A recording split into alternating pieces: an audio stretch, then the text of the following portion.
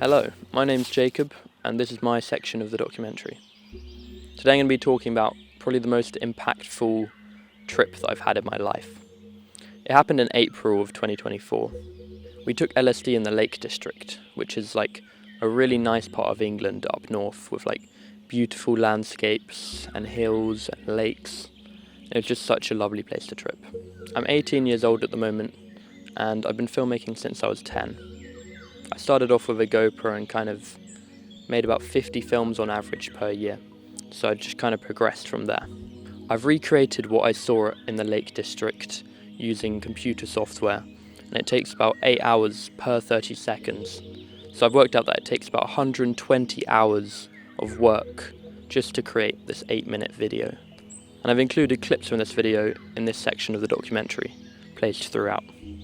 There's also photos from the actual trip that I've kind of placed in there while I talk. I did this as a voiceover so I could explain in detail what I was seeing and what I was feeling.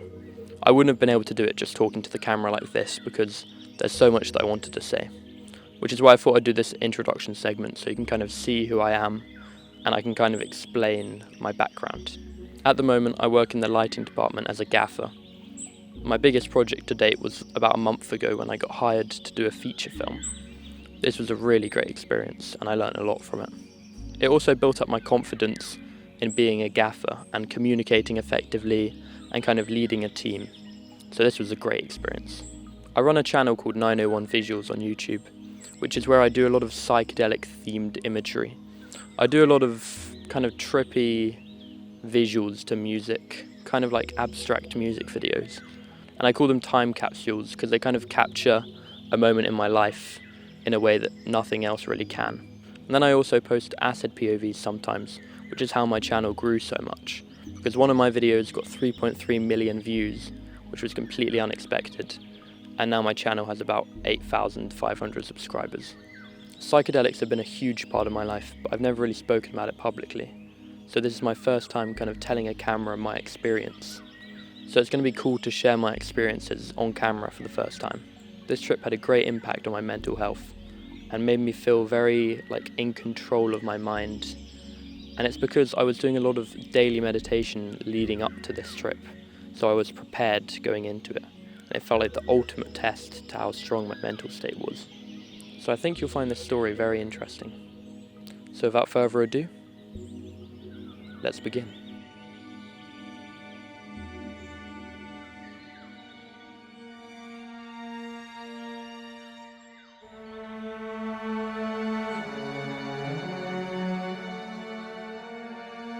This is the story of when me and my friends tripped in the Lake District. So this all happened in April of 2024. When we arrived after a long day of travelling, we went on a little walk on the hills and explored a bit. It was very vast and very open landscape, so it was so cool. We started our day by eating breakfast, and then we took our tabs at 10:40 AM. I decided to take a full tab, which was about 150 UG, but Lawrence and Calvin decided to take 1/3 of a tab each, which is about 50 UG or 60 UG. And my other friend decides to stay sober because he doesn't feel like tripping. So we're walking around the hostel with tabs under our tongues, which feels very funny.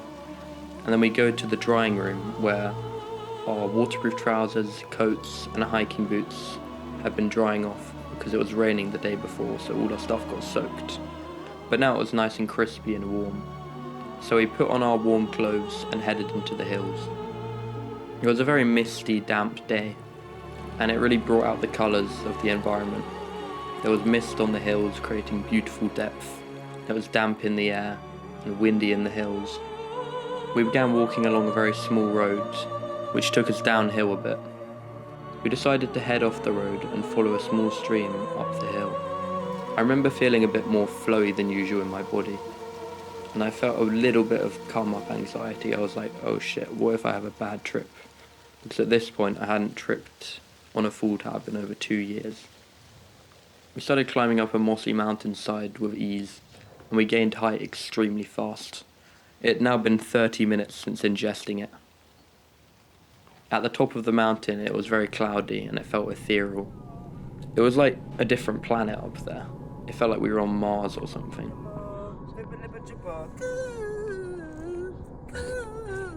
I'm scared. And the feeling arises. Oh, is that fucking Mount Everest? We got to a high point and we sat on a rock and watched the clouds go past. It was extremely windy up there. In the distance we saw a thick forest of pine and we headed towards it. I took a photo of the forest on my disposable camera, and then we jumped a stacked stone wall into the forest. The forest floor was completely covered in a thick layer of moss, and it was extremely spongy. I laid down on it and I felt really warm. The woods had a kind of jungly, humid vibe to it, very tropical. I was now beginning to feel the LSD more, but there was no visuals yet. Just in terms of headspace and body feeling, I was starting to feel it. Then I encountered a problem. I'd lost my film camera that I'd just taken a photo on. I was like, fuck, I've lost my film camera. I started to feel very distressed by this. We began to scan the entire woodland floor and retrace my steps.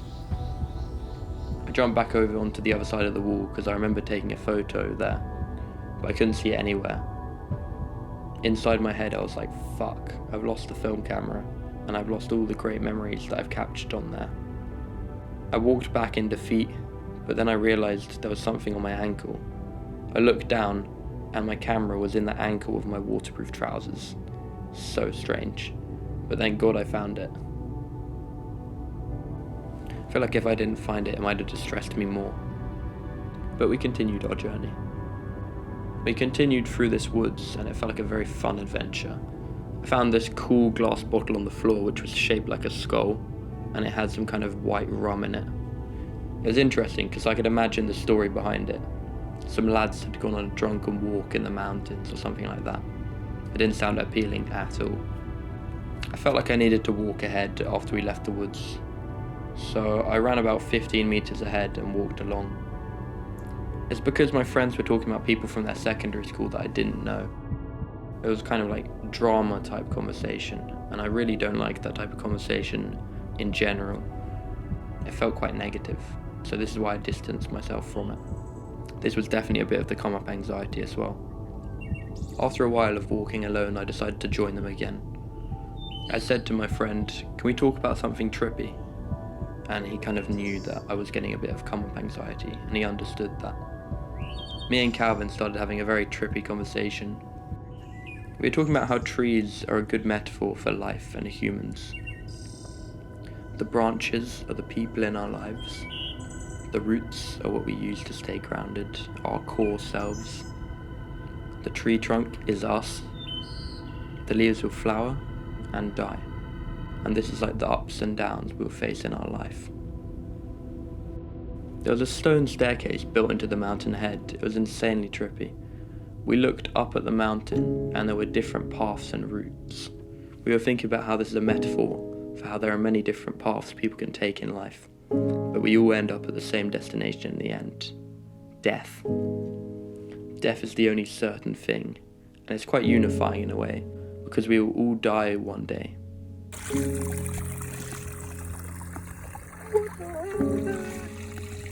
The terrain had a lot of different textures. Just like how in life sometimes there'll be rough terrain, sharp rocks covering the floor, and sometimes there'll be a neatly built staircase to where we want to go. And sometimes it will be downhill, which is where we do not want to go. But we all get to the same destination. As we walked up this staircase, I was now feeling it quite a bit, and I was beginning to get visuals. I was getting small, intricate patterns and textures, and an extremely warped perception of scale. I felt huge compared to the steps. I looked down at my feet while walking along this long staircase going up the mountain, and I imagined it to be a medieval treadmill, a cylinder with a set amount of steps rotating to give the illusion of walking. If you look down, it becomes your entire world, and you just keep walking up steps. The others were also beginning to feel it, though not to the degree that I was. I felt like I'd take a step and push the ground beneath me. My perception of scale would warp, and I'd feel like a giant walking on boulders for a bit. If you can see the perspective warp. Same if you do it with your head. We started looking at these small rocks in a pile on the floor, and I moved my head in a circular motion around them and paid attention to how 3D they were. I was amazed by the texture on each surface. If this was a 3D model world, the textures would be works of art and designed at the highest level. It would take so much time just to render one rock in Blender. It's insane that there were so many of them that were completely unique. So asked if I was feeling the tab. This was my friend that hadn't taken anything. I told him yes, and I began to explain the warped scale perception. He said that from the outside I didn't seem to be tripping. This was really interesting to hear because it meant that it was completely internal to me. To him, we were just walking up a staircase. When I looked out at the landscape, it felt so grand and huge. The time was 12:28 at this time, 2 hours after dosage. It was insane how long it took to feel. I thought it would take 1 hour. As we walked up to the top of the staircase, we stopped for a snack break and sat on a boulder. I pulled out a nut mix and a knackered bar, Cocoa Delight flavour. Calvin took the knackered bar out of the packet completely, and it looked ridiculous because it was just a long brown lump. He held it out flat on his hand and he said, "Would you buy this if it was on a shop's shelf?" No one would buy them if they didn't have the packaging. It looked absolutely rank. Suddenly a large group came out of nowhere from behind a mountain, which made it feel like a tourist mountain and less rural and adventure-y. I was looking at them a lot because I found them disruptive and strange. We started to climb an even higher mountain. I was now getting complex visuals, and we lied down and I was looking into the white clouds, and I began to see very small complex patterns. Me and Lawrence looked at the grass and saw lots of 2D cat head outlines. I realised that whatever I thought of could appear in my visuals. It had a theme to it when I wanted it to. I saw a lot of card suit symbols throughout this trip. Me and Lawrence started to speak about how this part of the trip feels very stable. We had gotten past the come up and we were now peaking. It felt like a smooth, stable, grounded body feeling. Lawrence said, "I think I've overcome my psychedelic anxiety." Because when he thought about acid in the past, he'd feel very nervous because of past experiences he'd had. But this trip got rid of that for him, and me too. I felt no anxiety when thinking of acid after this. It was very intensely windy, but I wasn't wearing my jumper because I just accepted the wind as a part of the natural experience. Sol was actually quite cold because he was sober, but the acid just made me embrace the wind completely and not even wear my jumper. I felt very grounded while not wearing a jumper because I liked feeling the wind brush against me. We were debating whether or not we should go back into the woods from the top of this mountain and trip there, just because of the wind. But in the end we just decided to embrace it and trek further. The landscape was never ending and everything felt huge. On this trip I let go of my internal map completely and I had no idea where we were. This is quite unusual for me because I've got a pretty good built-in compass in my mind, but I just let Sol keep track of where we were. This was very, very freeing. We ended up in a really nice valley where sheep were grazing. We found some nice shrubs in the valley where we could shelter. They were like small trees. Lawrence pulled out a NOS canister and a cracker, and I just thought it felt so wrong to do balloons in this location, and I was very against it, because it just looked so nitty and grotty. I was tripping very heavily at this point, so I decided not to do a balloon. All the others did it, and while they were doing it, I breathed in and out with them, and it felt like I did it in a way. After they did it, it made me feel very grotty and bad, because I felt like it was disrespectful and untrue to the landscape that we were in.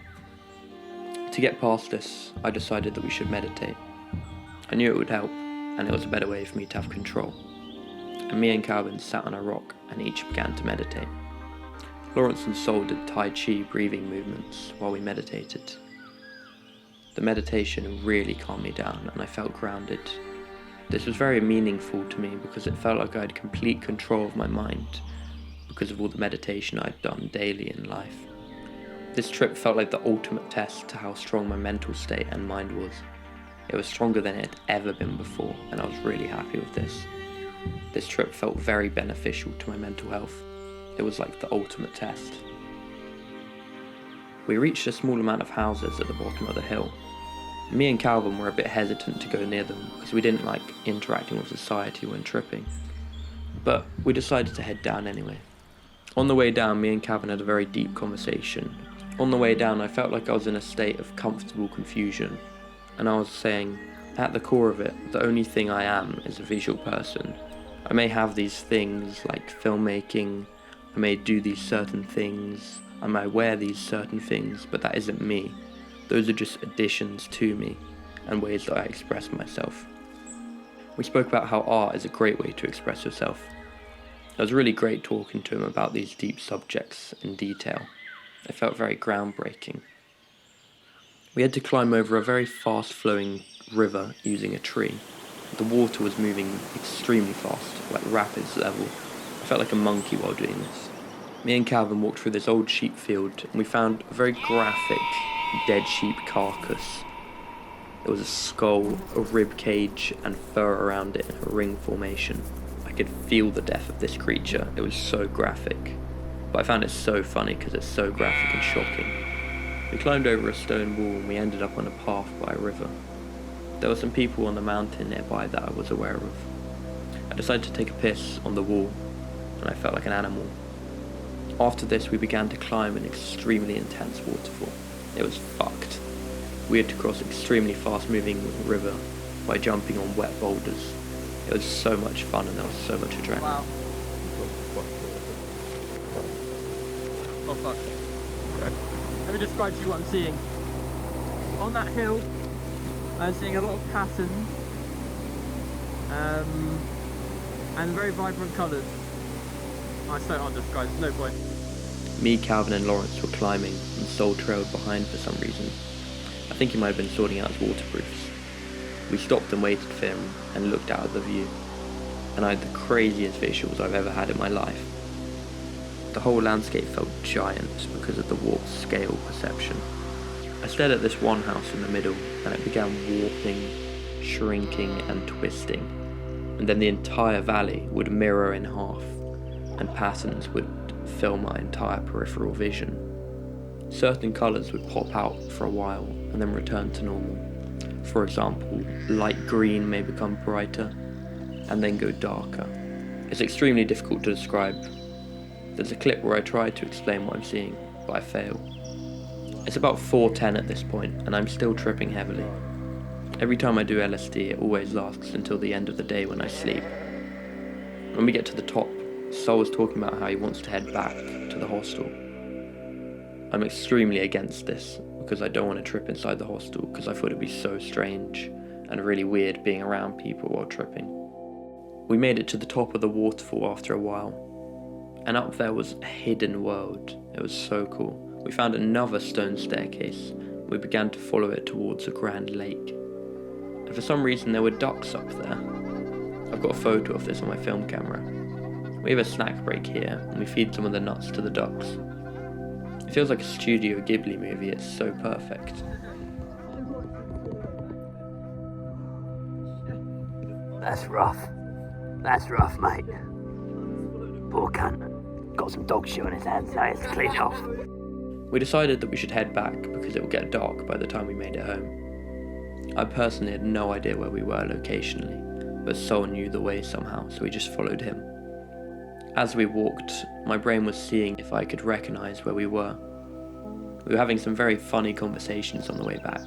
Lawrence said, "Imagine if all of our mums were in a floating glass box above us, and they were watching us as we climbed the waterfall, screaming." We were laughing so much at this, you can have some next level laughs on acid. I said, "Imagine if we got stranded up here. The news would say, missing boys who took LSD in Lake District found dead." It's kind of fucked how they create propaganda out of it against LSD, even though it had nothing to do with our disappearance. I think that says a lot about the modern news. After a while I began to recognise that we were back at the valley again. I felt very euphoric this whole time, and like my heart was floating. It was an insane body feeling. We got to a peak and we decided to run down a huge hill. I sprinted down the hill, jumping on the way down. It was so fun. Me and Calvin were both really good at speed control. I'd run and leap into the air really high. The adrenaline was insane. It was so fun. We arrived at this strange bit of maze with stone walls and sheep hiding in it. Said hello to the sheep inside of it and trekked down the hill next to a stream. I kill them. They look kind of intimidating. They're so cute. As we were walking down this, I felt very magical and it gave me medieval vibes. I remember feeling very grateful for everything in my life while walking down here. I was reflecting on my life, the people, my home, my family, my skills, my achievements. It felt like I was doing loving kindness meditation. I was in a state of bliss and contentness. It felt extremely healthy for my mind. We then had to cross this rapid stream on a few rocks, and then we arrived at a small road. There were some beautiful villagey houses down here, and occasional cars driving along the road, but very rarely. It was a very small, windy tarmac road, and it went on for ages. Me and Calvin were walking along talking about the Buddhist Center, which is a place we go to meditate. And we were talking about how meditation gives you complete control of your mind. And we were talking about Buddhism as a topic, and whether you'd consider yourself a Buddhist. I wouldn't personally consider myself a Buddhist, but I do really like meditation. The road went on for about an hour, and it began to get a little darker. Here is where I had the idea to create the acid POV in the Lake District. I wrote it down in my phone and decided to film it the next day on my iPhone. We got back to the hostel and took off our wet waterproofs and clothes. I had a nice warm shower in the hostel, and then I switched it to ice cold to get a rush of adrenaline. I always feel like I'm a monkey when I'm in the shower on acid. I dried off and I went downstairs to make dinner with my friends. I think we made some kind of tomato and bean casserole with sausages in. It was really nice. The industrial vibed community kitchen was really surreal to me. I was barefoot in there, which made it even more surreal. I felt very cozy and warm now, and it wasn't as strange being in the hostel while tripping as I thought it would be. The others were playing some kind of game as we ate, and I was tripping so much that I couldn't be bothered to join in. I just laid down on the sofa, staring at the patterns on the wallpaper. It's impossible to describe how much we started. Yeah. They were shifting, and it's impossible to describe what they were doing. I was completely calm and mesmerised by the changing patterns. The others went to smoke a cigarette outside. I don't smoke, so I sat inside and I stared at this beautiful landscape painting. There's a video where I just film it and describe exactly what I'm seeing in real time. What am I seeing? Like insane colours. And like patterns on the rocks.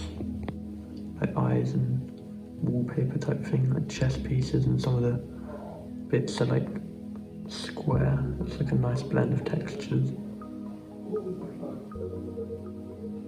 I'm looking at the rock, by the way. And the clouds are like circles. It's like an axe, like a circular axe. Like a bat.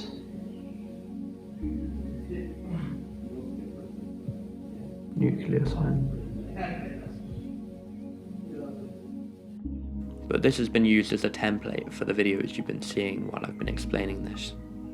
I was seeing a lot of card suit patterns and very tribal patterns and a lot of shifting colours and stuff like that.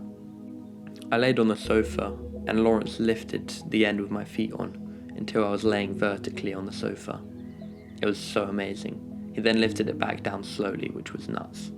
It was also very surreal to be lying on a vertical sofa in the lobby of a hostel while tripping on acid. I got a deck of playing cards and I began surrounding myself with the cards on the sofa. I just really liked the patterns and I was obsessed with patterns in general. It was now 1:30 a.m. Because it was late, we decided to all go to bed. We were sharing the room with an old man and two 20-year-olds, so we had to tiptoe in quietly.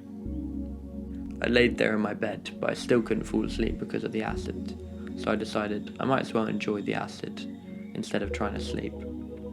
I put on my Bluetooth headphones and began listening to beautiful music. It felt so good listening to music, and such a luxury. I began to notice all the layers in the songs. I listened to Studio Ghibli, One Summer's Day, which is an absolute masterpiece.